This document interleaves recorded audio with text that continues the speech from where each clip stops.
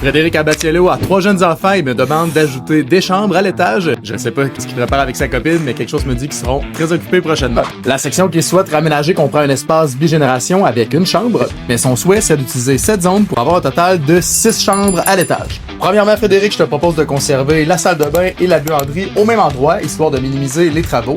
Ensuite, comme contrainte, on a une lucarne ici, un foyer qu'on doit conserver au même endroit, ainsi qu'un accès à une petite galerie. Bon, ok, c'est pas l'espace qui manque, mais ton plan possède plusieurs angles qui ajoutent au défi d'aménagement, mais ça me fait pas peur. Voici donc le terrain de jeu dans lequel on doit ajouter 2 chambres. Je vais même te proposer 2 options.